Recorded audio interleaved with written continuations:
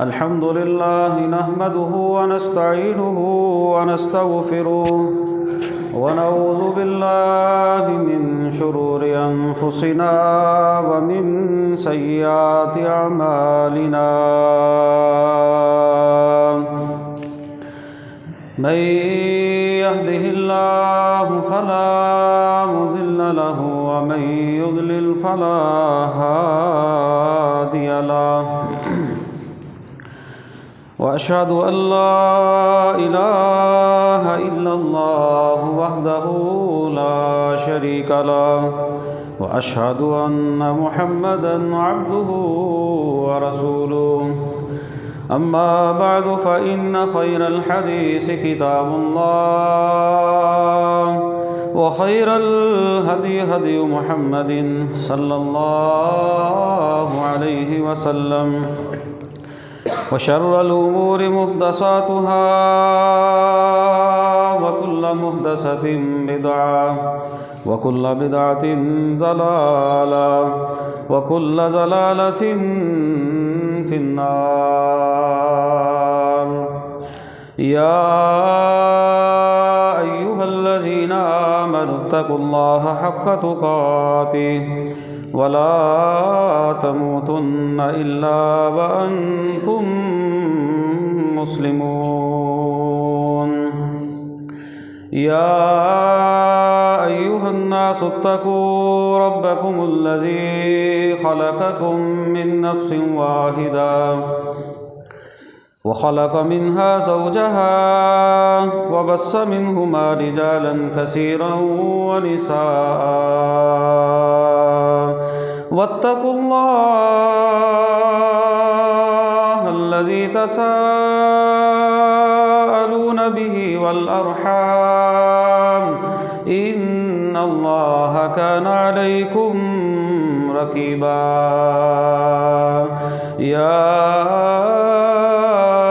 أيها الذين آمنوا اتقوا الله وقولوا قولا سديدا يصلح لكم أعمالكم ويغفر لكم ذنوبكم ومن يطع الله ورسوله فقد فاز فوزا عظيما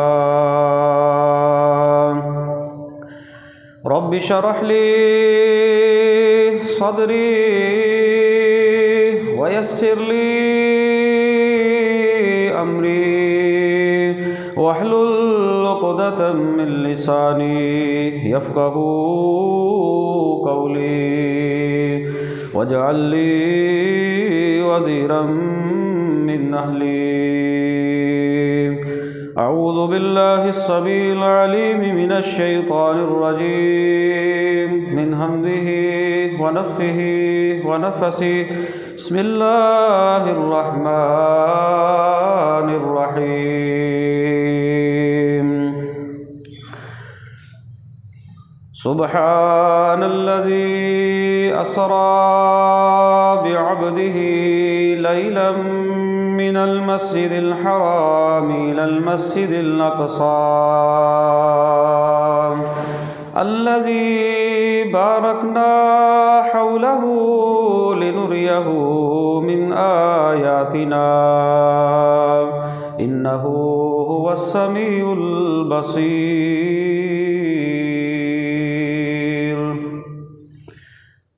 ہر قسم کی حمد و ثنا، بڑائی، کبریائی، یکتائی، بادشاہی، شہنشاہی اللہ رب العالمین کی ذات کے لیے خاص ہے، جو علی کل شیء قدیر ہے، فعال لما یرید ہے، ہر چیز پر وہ قادر ہے، جو وہ چاہتا ہے وہ کرتا ہے۔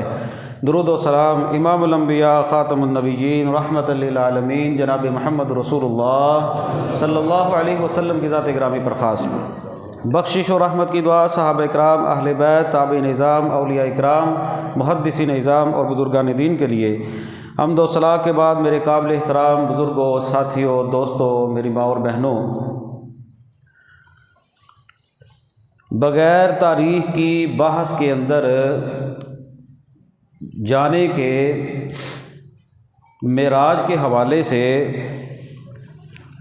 یہ بات ذہن میں رکھ لیں کہ معراج جناب رسول اللہ صلی اللہ علیہ وسلم کا ایک معجزہ ہے۔ نبی پاک صلی اللہ علیہ وسلم کو جسم اور روح کے ساتھ بیداری کی حالت کے اندر معراج کروایا گیا۔ یہ کوئی خواب نہیں تھا۔ اگر خواب ہوتا تو پھر مشرکین مکہ جو ہے وہ جناب رسول اللہ صلی اللہ علیہ وسلم کے اوپر کوئی اعتراض نہ کرتے، وہ حضرت ابوبکر صدیق سے یہ سوال نہ کرتے کہ کوئی بندہ یہ کہے کہ میں راتوں رات مسجد حرام سے مسجد اقصیٰ تک گیا، پھر ساتوں آسمانوں کی سیر کی، پھر واپس آ گیا۔ یہ بات ان کا اس سوال سے اندازہ ہوتا ہے کہ نبی پاک صلی اللہ علیہ وسلم کا یہ جو معراج تھا وہ جسم اور روح کے ساتھ بیداری کی حالت میں تھا، نیند کی حالت میں نہیں تھا۔ جہاں پر نیند کے الفاظ آتے ہیں وہاں پر احادیث میں خواب کے الفاظ آتے ہیں کہ نبی پاک نے فرمایا مجھے خواب میں یہ دکھایا گیا۔ یہ معراج ہے جناب رسول اللہ صلی اللہ علیہ وسلم کا۔ آج تاریخ کے اوپر تو بہت ساری بحث ہے، بہت سارے اقوال ہیں، چونکہ رجب کے مہینے کے اخیر میں معراج کا ایک موسم ہوتا ہے۔ لوگ جو ہے معراج کے حوالے سے جناب رسول اللہ صلی اللہ علیہ وسلم کی اس واقعے کے بارے میں، معجزے کے بارے میں سننا چاہتے ہیں۔ مختصر وقت میں انشاءاللہ آپ کے سامنے میں نبی پاک صلی اللہ علیہ وسلم کے اس معجزے کا تذکرہ بھی کروں گا، اور اس سے جو ہمیں سبق ملتے ہیں نا، ان سبقوں کو ہم سمجھنے کی بھی کوشش کریں گے تاکہ اس سے ہمارا کوئی فائدہ ہو۔ ورنہ معراج کو تو لوگوں نے کھیر اور مرنڈے کے ساتھ اور لائٹوں کے ساتھ، حلوے کے ساتھ، کھانے پینے کے ساتھ جوڑ کر اور بس اس کو جو ہے وہ سائڈ پر لگا دیا کہ اس میں ہمارے لیے کیا سبق ہے۔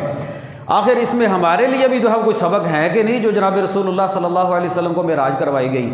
پہلی بات ذہن کے اندر رکھ لیں، معراج اس کے دو حصے ہیں، ایک ہے اسراء اور دوسرا ہے معراج۔ اسراء کہتے ہیں زمینی سفر کو اور معراج کہتے ہیں آسمانی سفر کو۔ اسراء اور معراج دونوں مل کر جو ہے وہ نبی پاک صلی اللہ علیہ وسلم کا معجزہ بنتے ہیں جو قرآن میں بیان ہوا ہے۔ چونکہ ہمارے ہاں معراج مشہور ہے، خالی معراج لفظ جو ہے وہ بولا جاتا ہے، اصل میں یہ اسراء اور معراج ہے۔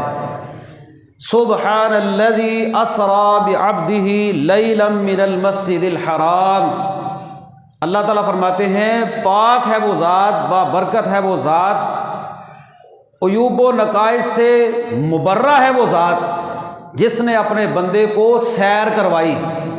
لیلا من المسجد الحرام، راتوں رات کے کچھ حصے میں مسجد حرام سے مسجد اقصیٰ تک۔ مسجد حرام بیت اللہ، مسجد اقصیٰ بیت المقدس، مسجد اقصیٰ جو آج فلسطین کے اندر جو ہے وہ واقع ہے۔ بیت اللہ سے لے کر مسجد حرام تک جو ہے وہ سیر کروائی۔ یہ بیت اللہ اور مسجد حرام، حدیث میں الفاظ موجود ہے، جناب رسول اللہ صلی اللہ علیہ وسلم فرماتے ہیں دنیا میں پہلی مسجد جو ہے وہ بیت اللہ تعمیر ہوئی ہے، بیت اللہ، اور دوسری مسجد دنیا میں مسجد اقصیٰ ہے۔ نبی پاک صلی اللہ علیہ وسلم سے سوال کیا گیا، آپ نے فرمایا کہا ان کے درمیان وقفہ، کہا 40 سال کا وقفہ ہے ان کے درمیان، یعنی کہ دنیا میں پہلی مسجد جو بنی تھی وہ بیت اللہ تھی، اور دنیا کی دوسری مسجد جو ہے وہ مسجد اقصیٰ بیت المقدس ہے، جو مسلمانوں کا پہلا قبلہ بھی ہے۔ نبی پاک صلی اللہ علیہ وسلم اپنے صحابہ کے ساتھ مسجد اقصیٰ کی طرف منہ کر کے نماز بھی پڑھتے رہے۔ تو معراج کا جو پہلا حصہ ہے وہ اسراء ہے۔ نبی پاک صلی اللہ علیہ وسلم نے سیر کی مسجد حرام سے مسجد اقصیٰ تک، بعد میں مسجد اقصیٰ سے آپ کو آسمانوں کی جو ہے وہ سیر کروائی گئی۔ یہ دو حصے ہیں۔ پہلے حصے میں جناب رسول اللہ صلی اللہ علیہ وسلم فرماتے ہیں، 2-3 روایات آتی ہیں کہ میں اپنے گھر میں تھا یا میں بیت اللہ میں تھا، وہاں پر الفاظ موجود ہیں مجھے حتیم میں لے جایا گیا، بیت اللہ میں لے جایا گیا۔ حتیم یہ بیت اللہ کا وہ حصہ ہے جو آج بھی بیت اللہ کے باہر گلائی کے اندر دیوار لگا کر جو ہے وہ الگ رکھا گیا ہے۔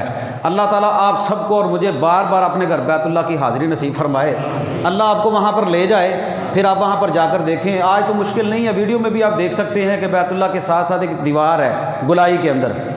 نبی پاک صلی اللہ علیہ وسلم نے یہ خواہش کا اظہار کیا تھا، کہا تھا عائشہ میرا جی چاہتا ہے کہ میں بیت اللہ کو اس کی بنیادوں پر جو ہے وہ رکھوں اور اس میں 2 دروازے رکھوں۔ اب تو بیت اللہ میں ایک دروازہ ہے نا، کیونکہ تیری قوم نئی مسلمان ہوئی ہے، پھر کسی فتنے سے ڈرتے ہوئے نبی پاک نے جو ہے وہ دروازہ نہیں نکالا تھا۔ تو یہ بیت اللہ کا حصہ ہے، وہ جو دیوار باہر ہے نا، گلائی میں نہیں لیکن چوڑائی میں بیت اللہ ہے، بیت اللہ چوڑائی میں ہے، وہاں پر انہوں نے نا کچھ نشان لگائے ہوئے ہیں، لائٹنگ لگائی ہوئی ہے اس دیواروں کے اوپر، وہاں سے اندازہ ہو جاتا ہے کہ اتنا اتنا حصہ یہ چوڑائی میں بیت اللہ کا حصہ ہے۔ امی عائشہ کہتی ہیں یا رسول اللہ میرا جی چاہتا ہے میں بیت اللہ کے اندر نماز پڑھوں، تو آپ نے فرمایا عائشہ حتیم کے اندر نماز پڑھ لے، یہ بیت اللہ کا حصہ ہی ہے، تیری قوم نے اس کو چھوٹا کر دیا ہے، یعنی کہ یہ بیت اللہ کا حصہ ہے۔ جو بندہ یہ سمجھتا ہے نا کہ میں بیت اللہ کے اندر نہیں داخل ہو سکتا، یہ جو بڑے بڑے لوگ ہیں ان کے لیے دروازے کھولے جاتے ہیں، اللہ آپ کو موقع دے آپ جائیں بیت اللہ کے اندر، حتیم میں آپ کو موقع ملتا ہے، عام لوگ نماز پڑھ لیتے ہیں حتیم میں، تو آپ حتیم میں نماز پڑھیں، ایسے ہی ہے جیسے آپ نے بیت اللہ کے اندر نماز پڑھی ہے۔ تو مسجد حرام میں حتیم میں تھا، مجھے حتیم میں لے جایا گیا، وہاں پر لے جا کر نبی پاک فرماتے ہیں میرے سینے کو چاک کیا گیا، ناف تک جو ہے وہ میرے سینے کو چاک کیا گیا، اسے کہتے ہیں شق صدر۔ نبی پاک صلی اللہ علیہ وسلم کا سینہ جو ہے وہ کھولا گیا۔ جدید زبان میں آج کل آپ لفظ استعمال کرتے ہیں بائی پاس، وہ بائی پاس اللہ تعالیٰ سب کو جن کو بیمار ہیں ان کو اللہ صحت دے، یہ وہی بندہ جانتا ہے جس کے ساتھ یہ معاملہ ہوتا ہے، دل کا کوئی وال بند ہو جائے نا، کوئی پریشانی ہو، اور پھر جس بندے کا بائی پاس ہوتا ہے اکثر بندے تو واپس ہی نہیں آتے نا، اور جو آ بھی جائیں پھر بائی پاس کے بعد وہ کہتے ہیں کھانسی کرو، اتنی تکلیف ہوتی ہے کہ اللہ تعالیٰ جو ہے وہ سب کو صحت عطا فرما دے، اللہ بیماریوں سے جو ہے محفوظ فرمائے۔ نبی پاک صلی اللہ علیہ وسلم کا سینہ جو ہے وہ چاک کیا گیا، سونے کے تشت کے اندر تھال کے اندر رکھا گیا، اس کو آب زمزم کے پانی کے ساتھ دھویا گیا، آب زمزم کا مبرک پانی، بابرکت پانی، اس کے اندر اللہ کے نبی فرماتے ہیں پھر حکمت و دانائی جو ہے وہ اللہ رب العالمین نے بھر دی۔ اس کے بارے میں علماء کے مختلف اقوال ہیں۔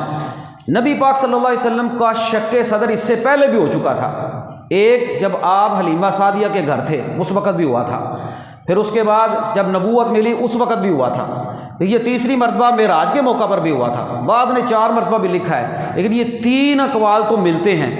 نبی پاک صلی اللہ علیہ وسلم کا سینہ اطہر، سینہ مبارک کھولا گیا، دل کو نکالا گیا، زمزم کے پانی کے ساتھ دھویا گیا، حکمت و دانائی جو ہے وہ بھر دی گئی۔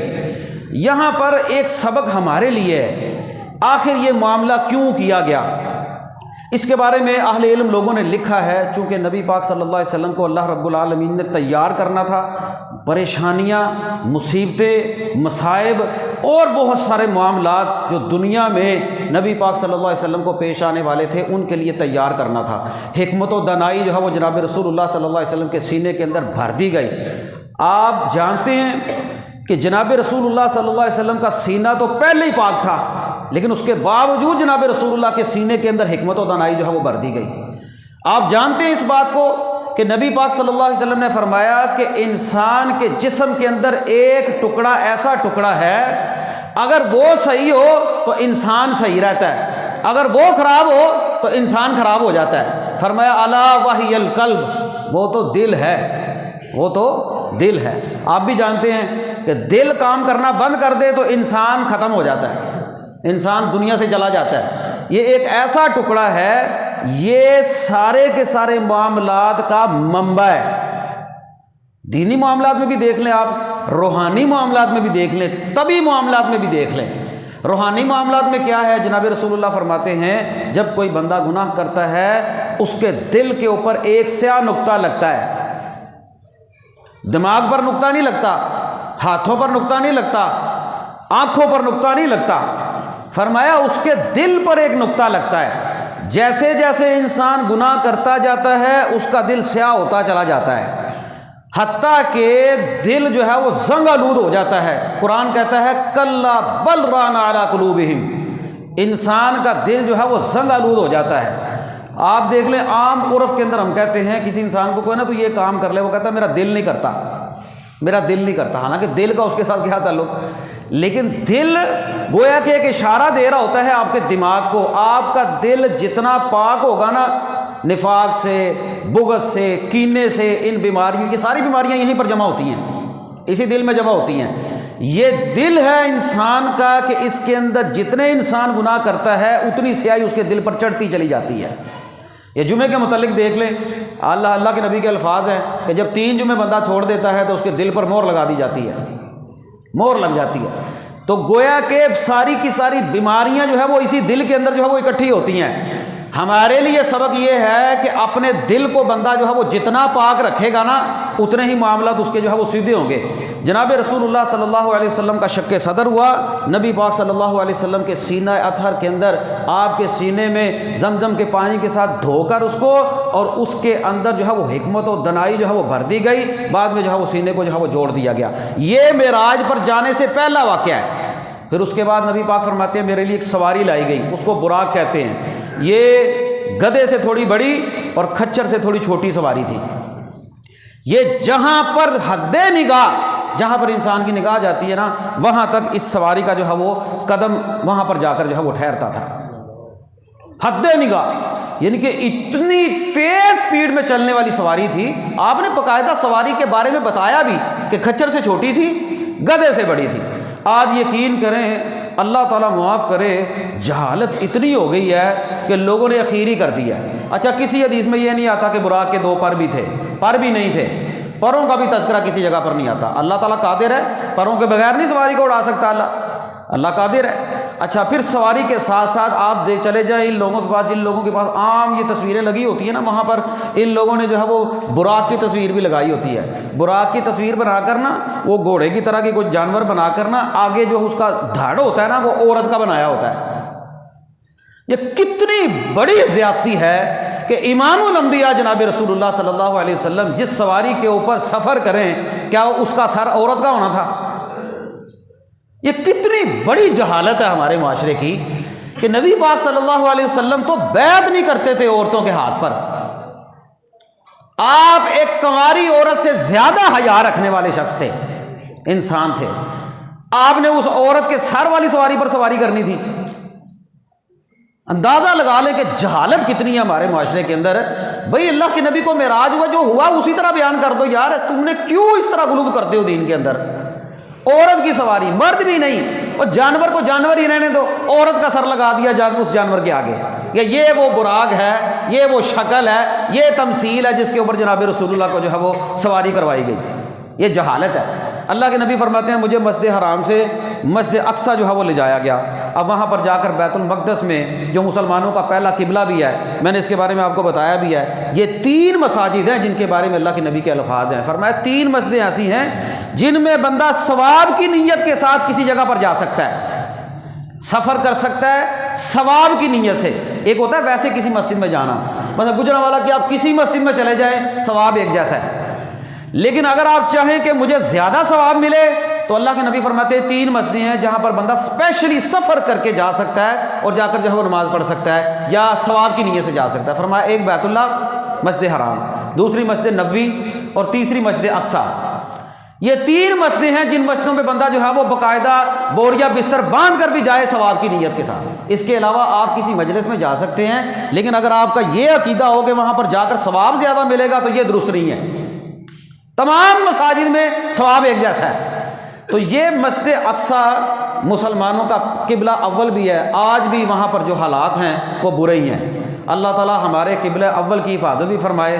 یہودیوں نے وہاں پر جو قتل و غارت شروع کی ہوئی ہے، جو فلسطینیوں کے ساتھ وہاں پر ہو رہا ہے، اور جو مسلمان جو ہے وہ سوئے پڑے ہیں، ان کو تو ہوش ہی کوئی نہیں نا۔ وہاں پر جو ظلم ہو رہا ہے اس کی تو داستان ہی کوئی نہیں نا، وہ تو اخیر ہی ہو گئی ہے۔ اب تو خیر مسلمانوں کو کوئی فرق نہیں پڑتا، بابری مسجد انڈیا کے اندر وہ مندر بنا دی گئی ہے، لیکن مسلمانوں کو اس میں کوئی فرق نہیں پڑتا۔ کبھی کو غیرت ہوتی تھی، مسلمان حکمران آوازیں اٹھاتے تھے، یہ بنتا نا کسی مندر کو گرا کر کوئی مسجد بنائی جاتی تو بڑے بڑے دعوے دار نکل آنے تھے۔ اب مسجد حرام میں، وہاں پر مسجد اقصیٰ میں قتل و غارت ہوتی ہے، کوئی نہیں بولتا۔ کیوں؟ کیونکہ وہ ان کے کافر ہیں، ہم پل ہیں، یہودی ہیں، اسی لیے ان کے بھائی مقابلے میں ان کی معیشت مضبوط ہے، کوئی بول نہیں سکتا۔ اب یہاں پر انڈیا میں ان ہندوؤں نے بابری مسجد کو گرا کر مندر بنا دیا ہے، لیکن وہاں پر کوئی بولے گا ان کی بولتی بند ہو جائے گی، اب نہیں بولیں گے۔ اور ہماری OIC، ہمارے مسلمان حکمران یہ تو ویسے ہی سو چکے ہیں نا، یہ تو ویسے ہی سو چکے ہیں۔ اللہ غیرت مند حکمران جو ہے وہ عطا فرمائے کہ کیسا معاملہ ہے۔ وہاں پر مسجد اقصیٰ کے اندر جناب رسول اللہ فرماتے ہیں میں گیا، وہاں پر آپ نے سواری باندھی، وہاں پر نبی پاک صلی اللہ علیہ وسلم نے، بعض روایات میں آتا ہے آپ آسمانوں سے واپس آئے پھر نماز پڑھائی، بعض روایات میں آتا ہے کہ جانے سے پہلے آپ نے تمام انبیاء کی امامت کروائی۔ تمام انبیاء کو جناب رسول اللہ صلی اللہ علیہ وسلم کی اقتداء میں اکٹھا کیا گیا، نبی پاک نے امامت کروائی۔ یہاں سے ایک سبق اور ملتا ہے پیارے بھائیوں، جب نبی پاک آ جائیں، نبی پاک کی موجودگی میں کوئی دوسرا امام نہیں بن سکتا۔ نبی پاک کا جب دین آ جائے تو نبی پاک کے دین کے مقابلے میں کسی کا دین نہیں، نہ یہودیت ہے نہ عیسائیت ہے، دنیا کے بڑے بڑے مذہب، ان الدین عند اللہ الاسلام، اللہ کے نزدیک دین اسلامی ہے۔ اور اسلام کس کو دیا اللہ نے؟ محمد رسول اللہ صلی اللہ علیہ وسلم۔ اور اللہ فرماتے ہیں وَمَن يَبْتَغِ دِينَ الْإِسْلَامِ وَمَن يَبْتَغِ غَيْرَ الْإِسْلَامِ دِينًا، جو بندہ دین اسلام کے علاوہ کوئی دین بھی تلاش کرے گا نا فَلَن يُقْبَلَ مِنْهُ، اللہ اس کا دین قبول ہی نہیں کرے گا۔ اور حدیث میں آتا ہے، نبی پاک نے فرمایا جس بندے کو یہ پتہ چل جائے کہ اللہ نے میں محمد کو نبی بنایا صلی اللہ علیہ وسلم، پھر وہ مجھ پر ایمان نہ لائے، وہ بندہ جو ہے وہ جنت میں نہیں جائے گا، وہ بندہ جہنم میں ہی جائے گا۔ یعنی کہ اللہ کے نبی کی رسالت کے بعد جتنی دنیا یہودیت ہے، جتنی عیسائیت ہے، جو کلمہ نہیں پڑھنے والے، یہ جنت میں نہیں جائیں گے، چاہے بڑے سے بڑے نبی کو ماننے والے ہیں۔ اللہ کے نبی نے تو حضرت عمر سے کہہ دیا تھا جب تورات انہوں نے پکڑی تھی، کہا موسیٰ بھی آ جائیں جن کے اوپر تورات نازل ہوئی ہے، اگر وہ بھی میں محمد صلی اللہ علیہ وسلم پر ایمان نہ لائیں تو وہ بھی کامیاب نہیں ہو سکتے۔ یعنی کہ نبی پاک کی رسالت کے بعد کسی کا کوئی دین نہیں۔ احترام اپنی جگہ پر ہے، لیکن قبولیت اللہ کے ہاں ہونی ہے تو صرف اسلام کی ہونی ہے۔ اسی طرح اور مسئلہ یہ سمجھ لیں کہ جب نبی پاک کی بات آ جائے تو پھر کسی بڑے کی کوئی بات نہیں، کوئی کتنا بڑا مولوی ہو، کتنا بڑا محقق ہو، کتنا بڑا امام ہو، جب حدیث آ جائے، اللہ کے نبی کی بات آ جائے تو پھر خاموش ہو جاؤ۔ ورنہ جو بندہ نبی پاک کی بات سے آگے نکلے گا، اللہ تعالیٰ فرماتے ہیں ان تحبط اعمالکم وانتم لا تشعرون، اللہ تمہارے عمل ضائع کر دے گا، تمہیں پتہ بھی نہیں چلے گا۔ بربادی بربادی ہے۔ نبی پاک صلی اللہ علیہ وسلم کا احترام ہی یہ ہے کہ آپ کی ذات اور آپ کی بات کے سامنے کسی کی بات نہیں۔ پھر اس کے بعد حدیث میں آتا ہے، بعض روایات میں آتا ہے کہ 7 آسمان جب سیر کی نا اس وقت آپ کو جو ہے وہ مہمان نوازی کی گئی۔ بعض روایات میں آتا ہے کہ بیت المقدس میں بھی مہمان نوازی کی گئی۔ اب یہاں پر مہمان نوازی کی گئی، اور یہ نبیوں کی بھی سنت ہے۔ یہ اللہ رب العالمین نے وہاں پر حضرت جبرائیل کے ذریعے جناب رسول اللہ کی مہمان نوازی کی۔ اور مہمان نوازی میں کیا تھا؟ ایک حدیث میں آتا ہے دودھ، اور ایک حدیث میں آتا ہے دودھ کے ساتھ شراب، ایک حدیث میں آتا ہے دودھ، شہد اور شراب، 3 برتن جناب رسول اللہ صلی اللہ علیہ وسلم کے سامنے پیش کیے گئے۔ ایک روایت میں آتا ہے کہ دودھ پیش کیا گیا اور ساتھ شراب پیش کی گئی۔ نبی پاک صلی اللہ علیہ وسلم نے دونوں برتنوں کو دیکھا، اور دونوں برتنوں کو دیکھنے کے بعد آپ نے دودھ کو پسند کیا، آپ نے دودھ کو جو ہے وہ پیش کیا، دودھ پی بھی لیا نبی پاک صلی اللہ علیہ وسلم نے۔ جب دودھ پی لیا نا تو حضرت جبرائیل کہنے لگے اگر آپ اس شراب کو پکڑ لیتے، شراب کو پسند کرتے، شراب کو پیتے، غوت امتک، آپ کی امت بھی گمراہ ہو جاتی، آپ کی امت بھی گمراہ ہو جاتی۔ دودھ فطرت ہے، فرمایا آپ نے فطرت کو پسند کیا، دودھ فطرت ہے۔ انسان جب پیدا ہوتا ہے نا تو اللہ تعالیٰ نے ماں کے ذریعے بھی دودھ کا انتظام کر دیا، فطرت ہے۔ پھر اس کے بعد بھی دودھ ایک باقاعدہ غذا ہے، یہ ہمارے والا دودھ نہیں، باقاعدہ جو خالص دودھ ہوتا ہے وہ ایک غذا ہے۔ تو دودھ ایک فطرت ہے۔ شراب جو ہے اس میں گمراہی ہے، انسان کی عقل جو ہے وہ کام نہیں کرتی، یہ دنیا کی شراب سمجھ لے۔ آخرت میں جو شراب کا لفظ آیا نا، پینے والی چیز کے لیے شراب کا لفظ استعمال ہوتا ہے، یہ دنیا کی شراب ہے جو بندے کی عقل کو خراب کرتی ہے۔ نبی پاک صلی اللہ علیہ وسلم نے شراب نہیں پی، اور جب آپ نے صحابہ سے کہا تھا نا کہ اب شراب نہیں پینی تو صحابہ نے بھی نہیں پی، برتن توڑ دیے، گلیوں میں بہا دی۔ لیکن آج کا امتی ایسا ہے، یہاں پر بڑے بڑے لوگ اپنی شادیوں میں فیشن کے طور پر شراب پیتے ہیں، فیشن کے طور پر اللہ کی نافرمانی ہوتی ہے، شرابیں پی جاتی ہیں۔ یہ بڑے بڑے عہدیدار یا آئے دن آپ دیکھتے رہتے ہیں، خبریں چلتی رہتی ہیں، کہیں پر کوئی شراب پکڑی جا رہی ہے، کہیں پر کسی جگہ پکڑی جا رہی ہے، شرابیں پیتے ہیں۔ اور شراب یہ ایک لعنت ہے۔ شراب پینے والے بندے کے متعلق حدیث میں آتا ہے طینۃ الخبال، اللہ اس کو جہنمیوں کی پیپ پلائے گا، جہنمیوں کی پیپ، جہنمیوں کے جسموں جو نکلے گی نا پیپ، یہ دنیا میں جو بندہ شراب پیتا ہے نا اس کو پلائی جائے گی۔ لیکن انشاءاللہ ایک شراب جنت میں بھی ملے گی، وہ دماغ نہیں خراب کرے گی، وہاں پر بندے کی طبیعت بھی خراب نہیں ہوگی۔ یہ جو دنیا کی شراب ہے یہ تو بندے کو جو ہے وہ برباد کر دیتی ہے۔ تو بہرحال اللہ کے نبی صلی اللہ علیہ وسلم سے حضرت جبریل نے کہا غوت امتک، آپ یہ کام کرتے تو اس کا اثر یہ ہونا تھا۔ بعض دفعہ یہ ہوتا ہے کہ آپ نے یہ کام کیا، ہو سکتا امت بھی یہ کام کر لیتی، تو پھر امت تو گمراہ ہو جاتی، امت تو گمراہ ہو جاتی۔ اور دیکھیں اگر کوئی بڑا اچھا کام کرے نا، اس کی نیکی کا بھی بعض دفعہ اثر رہتا ہے بعد میں آنے والے لوگوں میں بھی۔ قرآن کہتا ہے قرآن کہتا ہے کہ وہ جو حضرت خضر نے جس بچے کی جان بچائی تھی نا، جن بچوں کو دیوار گر رہی تھی اور دیوار کو سیدھا کر دیا، جب دیوار کو سیدھا کیا حضرت موسیٰ کہنے لگے انہوں نے تو ہمیں کھانا نہیں کھلایا، آپ ان کی دیوار سیدھی کر رہے ہیں۔ تو وہاں پر الفاظ موجود ہیں سورہ کہف کے اندر، آپ نے بھی پڑھی ہے سورہ کہف 16ویں پارے کے پہلے رکوع میں، وہاں پر آتا ہے وَكَانَ أَبُوهُمَا صَالِحًا، میں نے یہ دیوار اس لیے کھڑی کی ہے کیونکہ ان دو بچوں کا باپ، یہ جو فوت ہو گیا ہے، ان کا باپ بڑا نیک تھا، اس بچوں کے باپ کی نیکی کی وجہ سے میں نے یہ دیوار سیدھی کی ہے، یعنی کہ نیکی کا صلہ، نیکی کا۔ اچھا یہاں پر غوت امتا کا، آپ کی امت گمراہ ہو جاتی۔ ابھی دیکھیں اللہ کے نبی صلی اللہ علیہ وسلم نے فطرت کو پسند کیا تھا، دودھ کو، اگر اللہ کے نبی شراب پی لیتے تو پھر کیا حال ہو جاتا۔ ابھی دودھ پیا اور ہماری حالت یہ ہے، نہ جھوٹ ختم ہوتا، نہ دھوکہ ختم ہوتا، نہ فراڈ ختم ہوتا، نہ جو ہے وہ 2 نمبری ختم ہوتی۔ ہمارے مسلمانوں کا 2 نمبری میں ثانی کوئی نہیں ہے۔ حدیث کے الفاظ دیکھ لیں کیا ہیں، جبریل کہہ رہے ہیں کہ اگر آپ یہ شراب پیتے نا آپ کی امت گمراہ ہو جاتی۔ ابھی آپ نے دودھ پیا تو ہماری حالت یہ ہے کہ ہم نے اخیر ہی کر دی ہے دھوکے بازی میں۔ اگر اللہ کے نبی شراب پکڑ لیتے تو ہماری پتہ نہیں کیا حالت ہو جاتی، ہمارے معاملات پتہ نہیں کس طرح کے ہوتے۔ تو یہ تو نبی پاک صلی اللہ علیہ وسلم کو حضرت جبرائیل کہنے لگے آپ نے فطرت کو پسند کیا ہے۔ پھر اللہ کے نبی فرماتے ہیں حضرت جبرائیل نے میرا ہاتھ پکڑا اور مجھے آسمانوں پر لے گئے۔ پہلے آسمانوں کا دروازہ کھٹکھٹایا، وہاں پر ملاقات، دوسرے پر، تیسرے پر، چوتھے، پانچویں، چھٹے، ساتویں، اتنا زیادہ تفصیل کا وقت نہیں، صرف یہ بتا دیتا ہوں کہ آسمانوں پر ملاقات کس کس سے ہوئی۔ پہلے آسمان پر جناب رسول اللہ صلی اللہ علیہ وسلم کی حضرت آدم سے ملاقات ہوئی، بابا جی آدم علیہ السلام کے پاس دائیں اور بائیں۔ نبی پاک فرماتے ہیں مجھے کہا گیا ان کو سلام کریے، بتایا گیا کہ یہ آپ کے ابا جان ہیں، انسانیت کے ابا جان ہے، حضرت آدم ہے۔ نبی پاک غیب نہیں جانتے تھے، نبی پاک کو یہ نہیں پتا تھا یہ کون ہے، حضرت جبرائیل بتا رہے ہیں کہ یہ آپ کے ابا جان ہیں، انسانیت کے ابا جان ہیں، بابا جی آدم ہیں، ان کو سلام کیجئے۔ سلام کی تو اللہ کے نبی فرماتے ہیں میں نے وہاں پر دیکھا کچھ سائے ہیں، وہ دائیں جانب بھی دیکھتے ہیں، بائیں جانب بھی دیکھتے ہیں۔ جب دائیں جانب دیکھتے ہیں تو مسکراتے ہیں اپنی، جب بائیں جانب دیکھتے ہیں تو روتے ہیں۔ میں نے کہا جبرائیل یہ کیا ہے؟ کہا یا رسول اللہ یہ جو دائیں جانے والے ہیں نا، یہ حضرت آدم کی وہ اولاد ہے جو جنت میں جائیں گے، اور یہ جو بائیں جانے والے ہیں ان کو دیکھ کر وہ روتے ہیں، یہ جہنم میں جائیں گے۔ اللہ ہمیں دائیں جانے والے لوگوں میں ہی رکھے، یعنی کہ رو رہے ہیں۔ آپ جانتے ہیں کہ باپ اپنی اولاد کی غلط کاموں پر روتا ہے، اللہ تعالیٰ ہمیں وہ دن نہ دکھائے کہ ہمیں اپنی اولادوں کی وجہ سے رونا پڑے۔ یہ بڑا تکلیف دہ مرحلہ ہوتا ہے۔ نبی پاک صلی اللہ علیہ وسلم پناہ مانگتے تھے، اے اللہ میں تیری پناہ مانگتا ہوں کہ ایسی اولاد میری ہو جو میرے لیے بوجھ بن جائے، بوجھ اولاد کی وجہ سے۔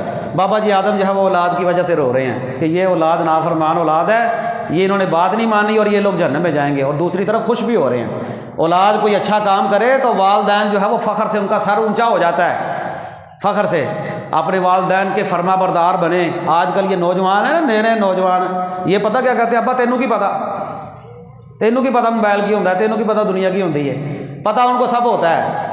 مطلب یہ ہے کہ باپ ہی ہوتا ہے، وہ اچھے اور برے کی تمیز بھی بتاتا ہے، اور اچھے اور برے کاموں کے اوپر جو ہے وہ سبق یہ ہے، حضرت آدم نے دیکھا نا اچھے اور برے کاموں کے اوپر خوش بھی ہو رہے ہیں، پریشان بھی ہو رہے ہیں۔ کہا یہ روتے کیوں ہیں؟ روتے اس وجہ سے ہیں کہ یہ جہنم میں جائیں گے۔ دوسرے آسمان پر چلے گئے، وہاں پر حضرت یحییٰ ملے، حضرت عیسیٰ ملے۔ تیسرے آسمان پر چلے گئے، وہاں پر حضرت جو ہے وہ یوسف علیہ السلام سے ملاقات ہوئی۔ پھر چوتھے آسمان پر گئے، وہاں پر حضرت ادریس سے ملاقات ہوئی۔ پانچویں آسمان کے اوپر حضرت ہارون سے ملاقات ہوئی۔ چھٹے آسمان پر گئے تو حضرت موسیٰ سے ملاقات ہوئی۔ حضرت موسیٰ علیہ السلام کے پاس سے جب گزرنے لگے نا، جانے لگے، تو موسیٰ علیہ السلام رونے لگ گئے۔ اللہ اکبر! موسیٰ علیہ السلام کس بات پر رونے لگے؟ ہم دیکھیے نبیوں کی فکر کیا تھی۔ کہنے لگے یہ کو روتے ہیں، رو اس بات پر رہے ہیں، کہنے لگے کہ یہ جو نبی ہے نا، یہ جو محمد ہے صلی اللہ علیہ وسلم، یہ آئے میرے بعد میں ہیں، لیکن ان کی امت سب سے زیادہ جنت میں جائے گی۔ یہ آئے بعد میں ہیں لیکن امت زیادہ جنت میں جائے گی، یعنی کہ ظاہری بات ہے ہماری امت تمام امتوں کے مقابلے میں بڑی ہے تعداد میں بھی، ان کو وقت بھی زیادہ مل رہا ہے۔ قیامت تک کے لیے جو لوگ پیدا ہو رہے ہیں تعداد میں زیادہ جنت میں جائیں گے۔ میں تو اس وجہ سے رو رہا ہوں کہ میری امت کم جنت میں جائے گی۔ اللہ، نبیوں کی فکر دیکھے کیا ہے۔ پھر ساتویں آسمان پر چلے گئے، ساتویں آسمان پر حضرت ابراہیم سے ملاقات ہوئی۔ اللہ اکبر! حضرت ابراہیم کون؟ بابا جی ابراہیم کو کون نہیں جانتا؟ خلیل اللہ علیہ السلام، نبی پاک بھی ان کی لڑی سے ہی دنیا میں آئے۔ حضرت اسماعیل، پھر اسماعیل کی لڑی سے اللہ نے محمد صلی اللہ علیہ وسلم کو پیدا کیا۔ اللہ کے نبی فرماتے ہیں میں وہاں پر گیا نا، ساتویں آسمان پر میں نے دیکھا وہاں پر بیت المعمور ہے۔ بیت المعمور کے بارے میں الفاظ موجود ہے، یہ ساتوں آسمانوں کے اوپر ایک اللہ کا گھر ہے۔ اللہ کے نبی فرماتے ہیں یہ بالکل بیت اللہ کے اوپر ہے، اگر یہ آسمان سے نیچے دنیا پر گرے نا تو بالکل بیت اللہ کے اوپر گرے، یعنی کہ بالکل برابری کے اندر ساتوں آسمانوں کے اوپر ایک گھر ہے، وہاں پر اللہ کے فرشتے نماز پڑھتے ہیں۔ فرمایا ایک وقت کے اندر جو فرشتہ نماز پڑھ لیتا ہے 70,000 فرشتے ایک وقت کے اندر نماز پڑھتے ہیں۔ جو ایک مرتبہ پڑھ لیتا ہے دوبارہ اس کی قیامت تک باری نہیں آنی۔ اللہ اکبر، کتنی تعداد ہے اللہ کے فرشتوں کی۔ اللہ کو ہے ہماری عبادت کی ضرورت؟ کوئی ضرورت نہیں اللہ کو ہماری عبادت کی۔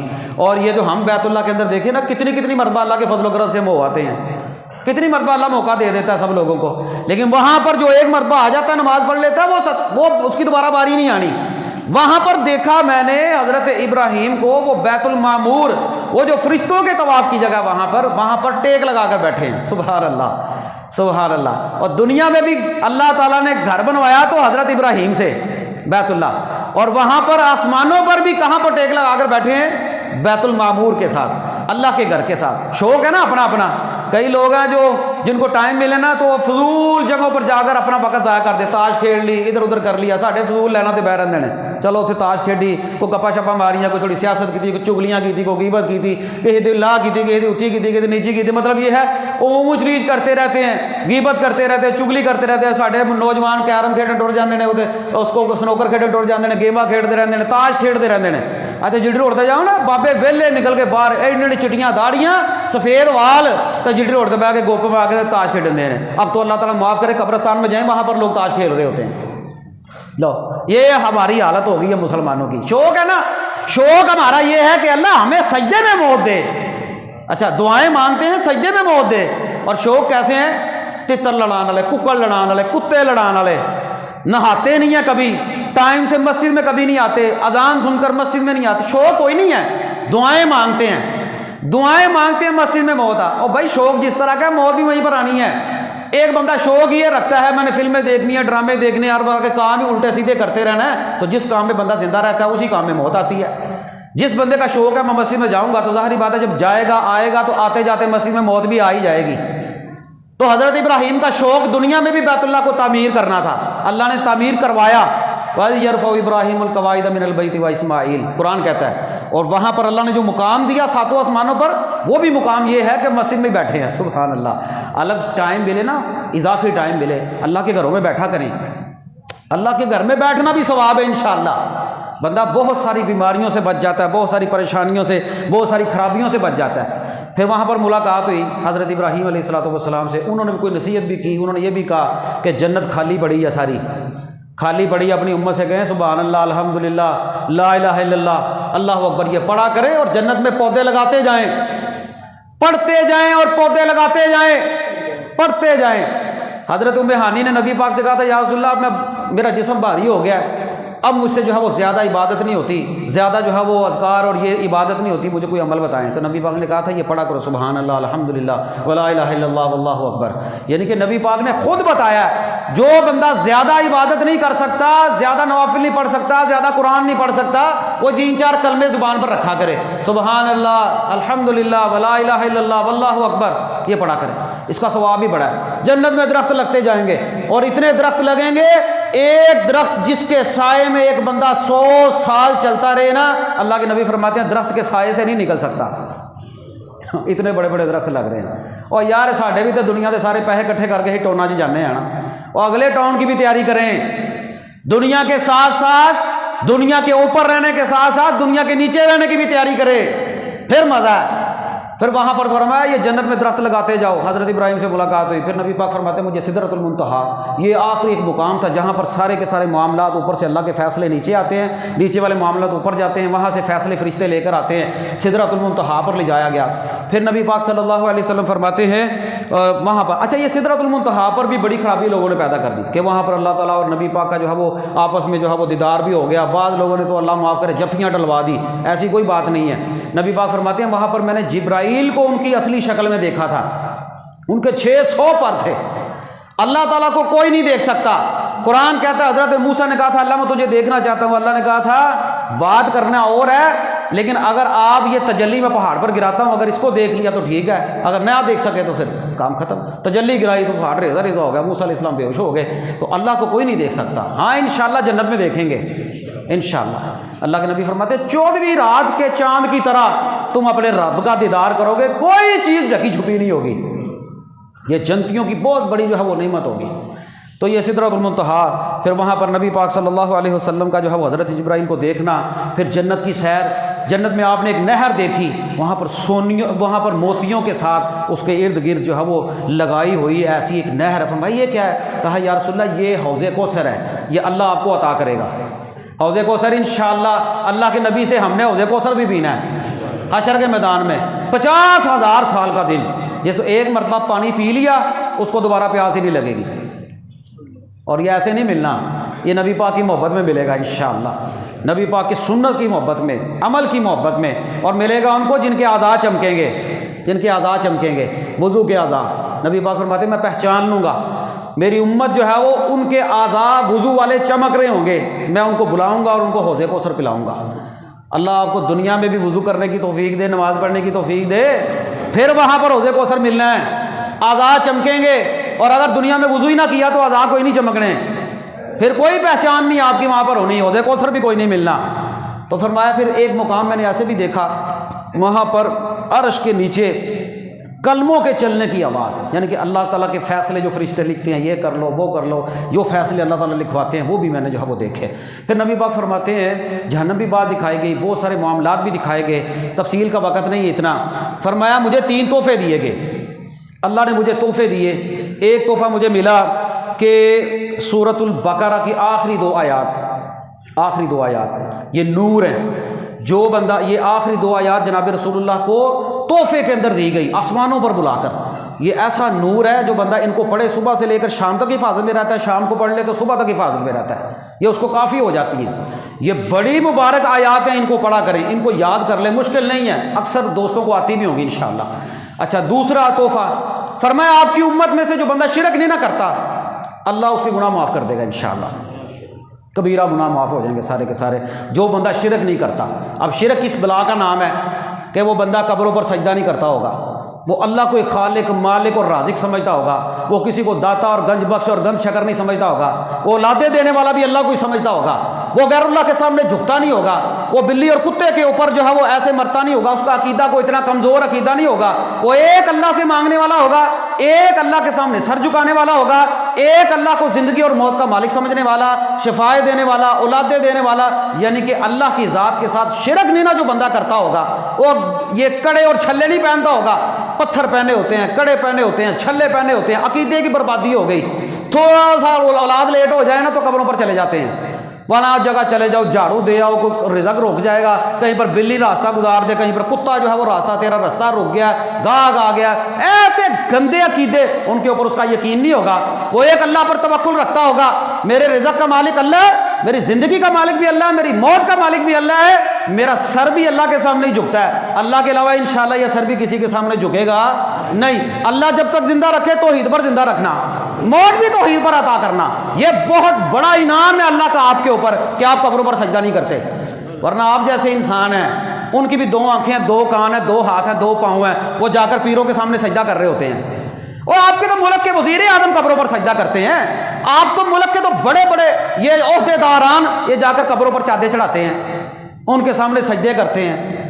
اب تو بیڑا گرک ہو گیا، اب نچلے طبقے میں کیا ہونا ہے، یہ بڑے طبقے والے سارے کے سارے مشرک، قبروں پر سجدے کرنے والے، قبروں کو جو ہے وہ مختار سمجھنے والے، یہ اللہ کے کام ہے۔ جو بندہ اللہ کی ذات کے ساتھ شرک نہیں کرتا ہوگا اس کے گناہ معاف۔ اور پھر تیسرا تحفہ ملا نماز کا تحفہ، نبی پاک فرماتے ہیں 50 نمازیں مجھے ملی۔ جب میں واپس آیا نا 6 آسمان پر، حضرت موسیٰ سے ملاقات ہوئی، موسیٰ علیہ السلام نے جو ہے وہ مجھ سے کہا کیا ملا ہے، کوئی سوال کیا، تو میں نے کہا 50 نمازیں ملی ہیں، یہ تحفے ملے ہیں۔ موسیٰ علیہ السلام نے کہا میری قوم بنی اسرائیل میرا ایک بڑا تلخ تجربہ ہے، تجربہ ہی ہوتا ہے، میرا ایک تجربہ ہے، میری قوم نے تو 2 نہیں پڑھی تھی، آپ ایسا کریں واپس جائیں، واپس جا کر جناب اللہ تعالیٰ سے تخفیف کا سوال کریں۔ اب روایات میں آتا ہے کہ 10 کر کے کم ہوئی، 10 کر کے، پہلی مرتبہ گئے پھر واپس آئے، پھر نہیں آئے، پھر نہیں، یہ 4 بار ایسا ہوا، 10 کر کے کم ہوئی۔ پھر جب رہ گئی نا 10 نمازیں، پھر آئے واپس تو جو حضرت موسیٰ نے کہا اب بھی چلے جائیں، پھر گئے، 5 اور کم ہو گئی۔ جب 5 رہ گئی نا، حضرت موسیٰ کے پاس آئے نا، تو موسیٰ علیہ السلام نے کہا پھر تخفیف کا سوال کریں، میرا بڑا تلخ تجربہ ہے، میری قوم نے 2 نہیں پڑھی ہیں، میری قوم نے نمازیں نہیں پڑھی، اور یقیناً اللہ کی قسم بڑا مشکل کام ہے، مومن کے لیے کوئی مشکل کام نہیں۔ موسیٰ علیہ السلام کا ایک تجربہ تھا، کہنے لگے سوال کریں۔ اللہ کے نبی سن لو مسلمانوں، نبی پاک صلی اللہ علیہ وسلم امت کے لیے سوال کرنے پر، حضرت موسیٰ کے سوال کرنے پر کہ امت کو پریشانی ہوگی، آپ جائیں، نبی پاک جاتے رہے، کم کرواتے رہے۔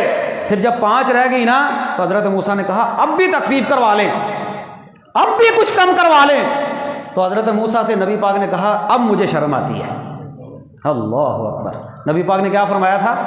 اب مجھے شرم آتی ہے، اب نہیں میں نے جانا، اب مجھے شرم آتی ہے۔ اور مسلمانوں، نبی پاک کا کلمہ پڑھنے والوں، ہمیں تو نہیں نا شرم آتی؟ 5 رہ گئی تھی نا، نبی پاک کہتے ہیں مجھے شرم آتی ہے، لیکن مسلمانوں کو شرم نہیں آتی۔ 5 وقت اذان ہوتی ہے، اب تو لاؤڈ سپیکروں کے اندر اذان ہوتی ہے۔ اللہ نے کہا تھا ہے 5، لیکن انشاءاللہ ثواب جو ہے وہ 50 والا ہی ملے گا۔ اگر ہمیں 50 پڑھنی پڑتی، یقین کریں تو کتنا مشکل کام ہوتا ہے۔ ابھی تو 5 پڑھتے ہیں تو ہم کہتے ہیں جا رہے ہیں تے آ رہے ہیں، جا رہے ہیں تے آ رہے ہیں۔ ایسی بدبختی ہے، ایسی دل کی سیاہی ہے، ایسی دل پر مہریں لگ چکی ہیں، کہتے اپنے آپ کو اہل حدیث ہیں، ہم اہل حدیث ہیں، ہم قرآن و سنت والے ہیں، ہم سے بڑا موحدی کوئی نہیں ہے، توحید والا ہی کوئی نہیں ہے، ہم سے بڑا تو اپنی علیحدہ علیحدہ مسجدیں بنائی ہوئی ہیں، لیکن گھروں میں بیٹھے رہتے ہیں اذان سننے کے بعد۔ یہ مسلمانوں کا شیوا نہیں ہے۔ اذان کے بعد جناب رسول اللہ فرماتے ہیں موسیٰ کو اب مجھے شرم آتی ہے۔ اللہ کے بندو، اللہ نے ساری شریعت جو ہے وہ زمین پر اتاری ہے حضرت جبریل کے ذریعے، لیکن جب نماز کی باری آئی نا، تحفوں کی باری ہے، اللہ تعالیٰ نے آسمانوں پر بلا کر نبی پاک کو تحفہ دیا ہے۔ تحفہ جو دینے والا ہوتا ہے نا، اس کے حیثیت کو دیکھ کر اندازہ لگایا جاتا ہے دینے والا کون ہے اور لینے والا کون ہے۔ صرف پیسے ہی، مال ہی سب کچھ تحفہ نہیں ہوتا۔ اللہ نے تحفہ دیکھیں کیا دیا، اللہ کو کتنی پسند یہ عبادت ہے۔ اللہ نے تحفہ دیا اپنے نبی کو، نمازیں پڑھیں، جا کر نمازیں پڑھیں۔ کس نے دیا؟ رب العالمین نے، احکم الحاکمین نے، اور دیا کن کو ہے؟ امام الانبیاء کو صلی اللہ علیہ وسلم۔ آج اللہ کے دیے ہوئے تحفے کی ہمیں کوئی پرواہ نہیں، نبی پاک کو جو تحفہ ملا ہے اس کی کوئی پرواہ نہیں۔ اور نبی پاک نے اتنی اس تحفے کی اہمیت بیان کی ہے، ساری زندگی جناب رسول اللہ نے نماز نہیں چھوڑی، ساری زندگی، حتیٰ کہ بیمار ہو گئے۔ حدیث میں الفاظ موجود ہے، آپ 2 صحابہ کے کندھوں پر ہاتھ رکھتے ہوئے زمین پر پاؤں گھسٹ رہے ہیں، کچی زمین ہے، کچا فرش ہے، آپ جو ہے وہ اپنے پاؤں کو گھسیٹتے ہوئے مسجد نبوی کے اندر جا کر جو ہے وہ تشریف لے گئے، اور وہاں پر جا کر جناب رسول اللہ نے جو ہے وہ نماز پڑھی۔ اور مسلمانوں دیکھو نبی پاک صلی اللہ علیہ وسلم کا طریقہ کیا ہے، ہٹے کٹے، تندرست، توانا، صحیح، ہاتھ بھی ہیں، پاؤں بھی ہیں، سب کچھ ہے، آنکھیں بھی ہے، لیکن نماز نہیں پڑھتے ہیں۔ امتی دعویٰ یہ ہے کہ ہمیں نبی پاک سے محبت ہے، اور نبی پاک فرماتے ہیں میری آنکھوں کی ٹھنڈک نماز ہے، ساری زندگی نہیں چھوڑی، بیماری میں بھی نہیں چھوڑی، اور جب آخری وقت آیا نا تو آپ صلی اللہ علیہ وسلم بیماری کی حالت میں بھی وصیت کرتے ہیں، لوگو الصلاۃ الصلاۃ، لوگو نماز کی حفاظت کرنا، نماز کی حفاظت کرنا، اپنے غلاموں کا خیال رکھنا، نماز نہ چھوڑنا۔ امت نے جناب رسول اللہ کی آخری وصیت کی بھی کوئی پرواہ نہیں کی، مسجدیں خالی پڑی ہیں۔ اللہ کے نبی کے نزدیک مسجد اور نماز کی اتنی اہمیت ہے، آپ ہجرت کر کے آئے نا تو سب سے پہلے قباء وادی میں ٹھہر کر چند دن ٹھہرے، کو 12-14 دن وہاں پر مسجد بنا دی کہ مسلمان جہاں پر ٹھہرے وہاں پر مسجد ضروری ہے، گھر ہو نہ ہو۔ قباء میں اللہ کے نبی نے گھر نہیں بنایا، جا کر دیکھ لیں آج بھی مدینے کے اندر، جب آپ مدینے میں آئے نا اللہ کے نبی نے اپنا گھر نہیں بنایا، پہلے مسجد نبوی کی تعمیر کی کہ مسلمان ہو وہاں پر مسجد نہ ہو، نماز نہ ہو، یہ کیسے ہو سکتا ہے؟ گھر بعد میں بنایا، مسجد پہلے بنائی۔ مسلمانوں کی حالت دیکھ لے، نبی پاک فرماتے ہیں مجھے شرم آتی ہے، میں نماز اب نہیں میں واپس جانا، 5 سے کم نہیں میں نے کروانی، اب مجھے شرم آتی ہے۔ یقین کرو مسلمانوں، اگر ہمیں اس کی اہمیت کا اندازہ ہونا تو ہم بات کو سمجھیں، ہمارے نزدیک اس کی اہمیت ہی کوئی نہیں ہے۔ نبی پاک صلی اللہ علیہ وسلم کے پاس ایک قبیلہ آیا تھا، طائف والے لوگ، آج بھی طائف کا علاقہ بڑا سرزبد و شاداب علاقہ ہے، طائف کے میدان میں نبی پاک کو پتھر بھی پڑے تھے. یہ وہی علاقہ ہے جس کے متعلق اللہ کے نبی نے فرمایا تھا ہو سکتا ہے ان کی نسلوں سے کوئی مسلمان ہو جائے. آج بھی چلے جائیں, بڑا سا سد و شداب علاقہ اور بڑا دیندار مذہبی گھرانے وہاں پر موجود ہے. وہ طائف کا علاقہ. یہاں سے کچھ لوگ اللہ کے نبی کے پاس آئے, آ کر کہنے لگے ہم آپ کے اوپر کلمہ پڑھ لیتے ہیں, آپ کا کلمہ پڑھ لیتے ہیں, سب کچھ کریں گے, سب کچھ کریں گے, لیکن نماز نہیں ہم سے پڑھی جاتی. یہ ان لوگوں نے سوال کیا. سن لیں, آج 1400-1500 سال کے بعد مولویوں نے بیڑا گرک کر دیا نا دین کا. سن لیں نبی پاک کا جواب دیکھے کیا ہے. آپ نے یہ نہیں کہا چلو کوئی بات نہیں آہستہ آہستہ پڑھنا شروع کر دیں گے, کوئی بات نہیں کلمہ پڑھو. آپ نے فرمایا تم نے کلمہ پڑھنا پڑھو, آنا آؤ, جانا جاؤ. اس دین میں کوئی خیر نہیں جس دین میں نماز نہیں. اللہ اکبر. اس دین میں کوئی خیر نہیں جس دین میں نماز نہیں. نبی پاک یہ بھی تو کہہ سکتے تھے نا چلو کوئی بات نہیں آہستہ آہستہ پڑھ لیں گے, جس طرح ہم لوگ کرتے ہیں. کوئی بات نہیں, ایک پڑھ لے پھر بھی ٹھیک ہے, جمعہ پڑھ لے پھر بھی ٹھیک ہے, عید کی پڑھ لے پھر بھی ٹھیک ہے, رمضان میں پڑھ لے پھر بھی ٹھیک ہے. اللہ کے نبی کا فیصلہ سن لے کیا ہے. طائف والے سوال کرتے ہیں کہ آ کر ہم سب کچھ کریں گے لیکن نماز نہیں ہم سے پڑھی جاتی. یہ بڑا بھاری کام ہے اور یقیناً بڑا بھاری کام ہے, لیکن مسلمان کے لیے کوئی کام نہیں. جس کا آخرت پر ایمان ہے نا اس کے لیے کوئی مشکل کام نہیں. جس کو مرنا یاد ہو نا, جس کو یہ یاد ہو میں نے اللہ کے سامنے کھڑا ہونا ہے, اس کے لیے کوئی مشکل کام نہیں ہے. یہ مشکل کام اس کے لیے ہی ہوتا ہے جس کے دل میں نفاق ہوتا ہے, مور لگ چکی ہوتی ہے, دل سیاہ ہو چکا ہوتا ہے, جس پر اذان اثر نہیں کرتی. یہ تبھی ہوتا ہے. اللہ کے نبی نے فرمایا تم نے آنا ہے آؤ, جانا ہے جاؤ. اس دین میں خیر ہی نہیں جس دین میں نماز نہیں. یہ مسلمان ہیں, انہوں نے بڑے بڑے لمبے لمبے چوٹی کے مسئلے یاد کیے ہوئے ہیں لیکن صفر. اللہ تعالیٰ رحمت کرے استاد محترم حافظ عبد المنان نور پوری رحمت اللہ علیہ, اللہ ان کی قبر پر کروڑوں رحمت نازل فرما. ان سے کسی بندے نے پوچھا حافظ صاحب کسی حالت میں بندے کے اوپر نماز بھی معاف ہو جاتی ہے؟ کسی حالت میں؟ کہنے لگا ہاں معاف ہو جاتی ہے جب بندہ پاگل ہو جائے. جب بندہ پاگل ہو جائے نا پھر نماز معاف ہو جاتی ہے, کیونکہ پاگل بندے پر کوئی دین نہیں, مجنون بندے کو کوئی پوچھ نہیں ہونی. یا وہ عورتیں مخصوص ایام میں جو ہوتی ہیں ان کی نماز معاف ہوتی ہے, باقی ہمارے مخصوص ایام تو ہے کوئی نہیں, اور پاگل ہمیں ہے کوئی نہیں. اللہ نے عقل دی ہے نا, سمجھ بھی دی ہے اللہ تعالیٰ نے, لیکن پھر نماز. کہنے لگے ہاں ایک حالت ہے جب بندے کو نماز معاف ہو جاتی ہے, جب بندہ پاگل ہو جائے. اللہ اکبر, کتنا سادہ سا سیدھا سا جواب ہے نماز کے متعلق, کتنا سادہ سا جواب. اور بے نماز مشرک ہے. یاد رکھیں جناب رسول اللہ صلی اللہ علیہ وسلم کی حدیث ہے کہ جو بندہ مسلمان کافر اور مشرک کے درمیان فرق نماز کرتی ہے, بین العبد والکفر والشرک ترک الصلاۃ, مسلمان کے درمیان کافر کے درمیان مشرک کے درمیان فرق ہے, نماز پڑھتی ہے. نماز سے پتہ چلتا ہے یہ بندہ مسلمان ہے کہ نہیں. آج پتہ ہی کوئی نہیں, بس بڑی بڑی مسجدیں, بڑے بڑے مینار, بڑا بڑا سسٹم, انتظامیہ بے نماز. وہ جہالت تو یہاں پر ہے کہ منتظمین بے نماز, مساجد بنانے والے بے نماز, مساجد کا انتظام چلانے والے بے نماز, نماز نہیں پڑھتے, پوچھنے والا ہی کوئی نہیں ہے. بس یہ ہے کہ ہم پیسے دیتے ہیں, ہم نظام چلا رہے ہیں, اللہ ان کو نماز پڑھنے کی بھی توفیق دے دے. یہ بڑا مشکل کام ہے. آج تو لوگ یقین کریں پیسے دیکھتے ہیں, سب کچھ دیکھتے ہیں, گھر بار دیکھتے ہیں, گھرانہ دیکھتے ہیں, رشتے بھی کریں نا کبھی نہیں پوچھتے کہ یار یہ بچہ نماز بھی پڑھتا ہے کہ نہیں پڑھتا. یہ نہیں پوچھتے. یہ پوچھیں گے منڈے کنے نے, کڑیاں کنے نے, ماں ہے نہیں ہے, پیو ہے نہیں ہے, پیسے کنے کماندا ہے. جب آیا نماز کی بات, وہ کوئی بات نہیں, اللہ تعالیٰ سمجھ دے دے گا, اللہ تعالیٰ سمجھ دے دے گا. پھر کوئی نہیں پوچھتے. بے نماز, یقین کریں میں ممبر پر کھڑا ہوں, بے نماز بندہ, اللہ کی قسم آپ کسی شادی شدہ دیندار نمازی بندے کے ساتھ اپنی بیٹی کی شادی کر دینا یہ بہتر ہے, دوسرے نکاح میں دے دیں اس کے, لیکن کسی بے نماز کے بندے پہ, مشرک بندے کے نکاح میں اپنی بیٹی کا نکاح نہ دیں. کوئی پرواہ کوئی نہیں ہے. وہ بے دین ایسے ہی بندہ جو دھول ڈھمکے کے ساتھ آ رہا ہے, وہ پیسے دیکھتے ہیں, کار گڈی باڑی بنگلہ, وہ دین کا اس کو پتہ نہیں, اس کے ساتھ لڑکی کی نکاح کر دیتے ہیں. دیندار بیٹی, نمازی بیٹی, باپردہ بیٹی مشرک کے ساتھ دے دی, اور مشرک کے ساتھ پھر اس کے بطن سے جو بچہ پیدا ہونا ہے وہ بھی قبروں پر سجدہ ہی کرتا ہوگا.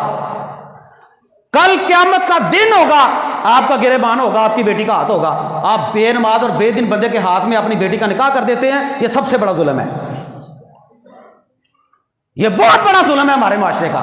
یاد رکھیں, میں تو یہ کہتا ہوں کہ اگر آپ کی بیوی, سن لیں, یاد رکھیں, ہمارے معاشرے کی نرمی نے برباد کر دیا. اگر آپ کی بیوی بے دین ہے نا، بے نماز ہے، نماز نہیں پڑھتی، آپ ہر معاملے میں اس سے لڑتے ہیں، جھگڑتے ہیں، لین دین کے معاملے میں جھگڑے ہو جاتے ہیں، لیکن کبھی اس معاملے پر بھی جھگڑا کیا تو نماز نہیں پڑھتی. کیوں نہیں پڑھتی نماز؟ تو نماز پڑھا کر. تیرے بے دین ہونے کا میری نسل کے اوپر اثر پڑ رہا ہے. ہاں اگر دونوں بے نماز ہیں، دونوں بے دین ہیں، دفع ہونے دیں. دونوں ہی بے نماز، دونوں ہی بے دین، دفع ہو جائیں، چلو جو مرضی کرتے رہے. لیکن ایک بندی بیٹی دیندار ہے، بے نماز کے ہاتھی جو اس کا نکاح کر دیا، کتنا بڑا ظلم ہے. بیوی بے دین ہے، اس کو کہے بھئی میں نے تجھے چھوڑ دینا ہے. اور اگر عورت دیندار ہے، اگر آپ کا خاوند نماز نہیں نہ پڑھتا، اس کو تلقین کریں، اچھے طریقے سے تلقین کریں. نہیں نہ مانتا، ہر طرح سے جھگڑا کریں. اچھا خرچے پر جھگڑا کر لیتے ہیں، نماز پر جھگڑا کیوں نہیں کرتے؟ خرچے پر کھلا ہو جاتا ہے، نماز پر کیوں نہیں کرتے؟ اگر نہ مانے تو میں یقین مانے مشورہ یہی دوں گا، ایسے بے دین بندے کے ساتھ زندگی گزارنے سے بہتر ہے جس کے متعلق جناب رسول اللہ کے الفاظ ہیں فویل للمصلین. قرآن کہتا ہے فخلف من بعدہم خلف اضاعوا الصلاۃ واتبعوا الشہوات فسوف یلقون غیا. یہ جہنم میں جائے گا. اس بندے کے لیے نہ جو ہے وہ نور ہوگی نماز، نہ دین جو ہے وہ برہان ہوگی، اور قیامت کے دن یہ بندہ فرعون، حامان، قارون، ابی بن خلف کے ساتھ جہنم میں ہوگا.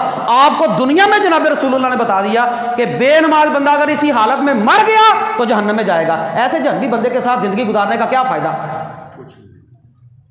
علیحدگی اختیار کر لے. آپ لوگوں کو بڑا تڑکا لگنا، بہت اوکھا کام ہے. اپنی بیوی کو اس بات کی وجہ سے جواب دے کہ اگر تو نے نماز نہیں نہ پڑھنا تو میرے گھر میں نہیں رہ سکتی. اور اگر دیندار عورت ہے، اپنے گھر میں اپنے خاوند کو نمازی بنائے، نہیں نہ نمازی بنتا، علیحدگی اختیار کرے اسے. ایسے بندے کا کوئی دین ہی کوئی نہیں ہے. یہ بھی کوئی دین ہے؟ کوئی دین نہیں. علماء کے بڑے بڑے فتوے ہیں اس کے اوپر. نرمی والا فتوا لے لیتے ہیں، سختی والا فتوا بھی کبھی کبھی یاد رکھیں. علماء کے تو فتوے ہیں، اس کو غسل نہ دو، اس کا جنازہ نہ پڑھاؤ، اس کو مسلمانوں کے قبرستان میں نہ دفناؤ. یہ فتوے ہیں، کبھی کبھی ان پر بھی عمل کر کے دیکھیں، معاشرہ ٹھیک ہو جائے گا، گھر ٹھیک ہو جائیں گے. وہ یہ اتنا بڑا محلہ، اگر سارے دیاں بیویاں سانو اکھاں وہاں دیاں نے، انہیں پیسے لے آ کے دے، جتھوں مرضی لے آ کے دو، دیں ہو کہ نہیں دیں؟ خرچے پورے کر دو کہ نہیں کرتے؟ کوئی ہے بندہ جڑا بیوی تو اگے ہو گیا آخر اللہ میں تیری گل نہیں مننی؟ ہاتھ کھڑا کرو. ہاں کوئی نہیں. جنہیں ہاتھ کھڑا کیتا ہوتے ماشاءاللہ ماما بھیناں بھی آئیاں نے. یہ تو ہم سارے پتا ہے بھائی، عورت کرنا چاہے تو سب کچھ کر سکتی ہے. اللہ تعالیٰ سے دعا پہ، باتیں تو اور بھی بہت ساری تھی، وقت بہت سارا ہو جاتا ہے. اللہ تعالیٰ سے دعا ہے اللہ ہمیں صحیح معنوں کے اندر مسلمان بنائے. اور معراج حلوے کھانے کا نام نہیں، معراج جو ہے وہ لائٹیں لگانے کا نام نہیں. معراج سے بہت سارے سبق ملتے ہیں.